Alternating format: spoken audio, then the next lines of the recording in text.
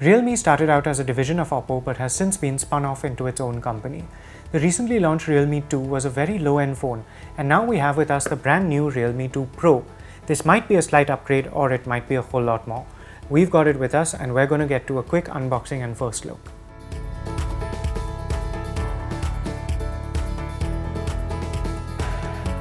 So here we have the box itself, which is pretty plain. There's nothing much to see over here, but we can assume that retail units that are sold in India will be full of information.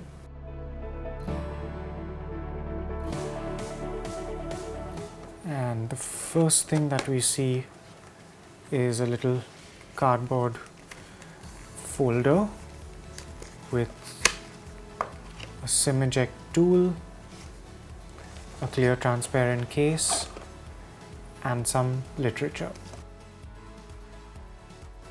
We then come to the phone itself.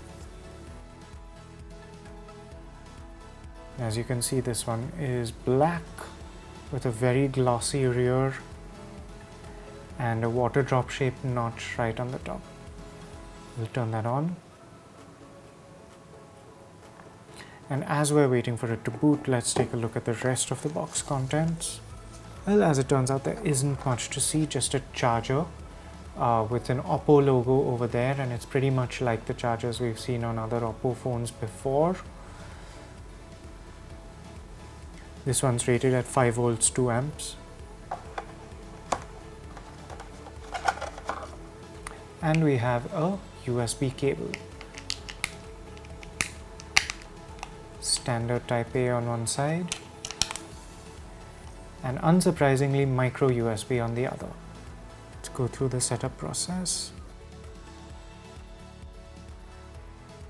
So now that we've quickly skipped through the setup process, you can see the phone with the screen lit up, and that of course highlights the water drop shaped notch which we've seen on a few Oppo and Vivo phones before now.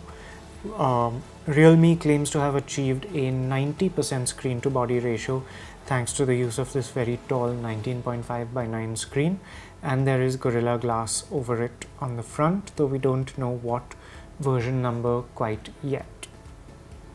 So there's still a bit of a chin on the bottom and still relatively thick borders. You can see that the edges of the phone are rounded, which sort of masks really how much space there is between the edge of the screen and the edge of the device itself, but it still looks pretty good and it looks pretty slick.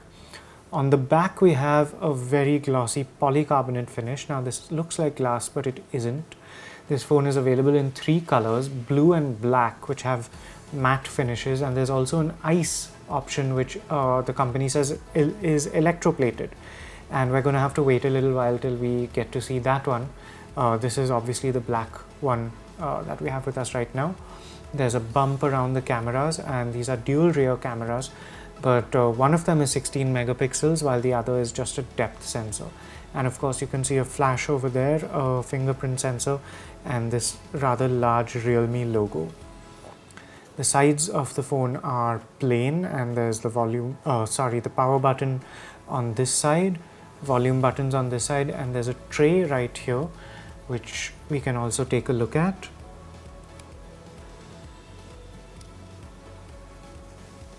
And as we can see, there are individual slots for 2 nano SIMs and 1 micro SD card. Let's just quickly take a look at the top, where there's really nothing to see except a little pinhole for a microphone. And on the bottom here we have a 3.5mm audio socket, another microphone, a micro USB port, and a speaker. So now getting back to the display of this phone, it is a 6.3 inch panel with a full HD plus resolution that is 1080 pixels horizontally and 2340 vertically. What we see over here is ColorOS 5.2, Oppo's custom Android skin, which runs on top of Android 8.1. There appear to be quite a few preloaded apps. Some of them don't seem to be in English, and some of them are clearly specific to other countries. So we hope that the retail units that go on sale in India do have localized apps.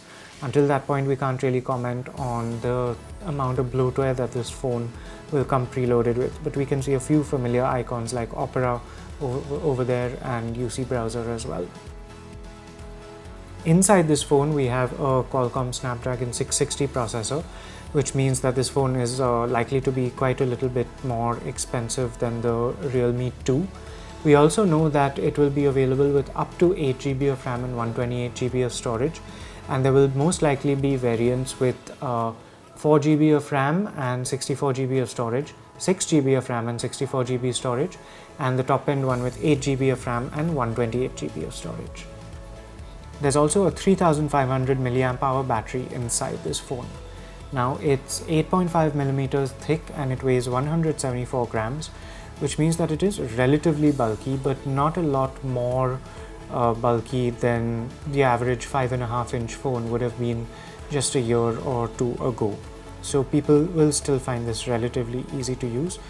As you can see, we have to stretch quite a bit right now, and it's awkward to reach all corners of the screen with just one thumb or even with two thumbs.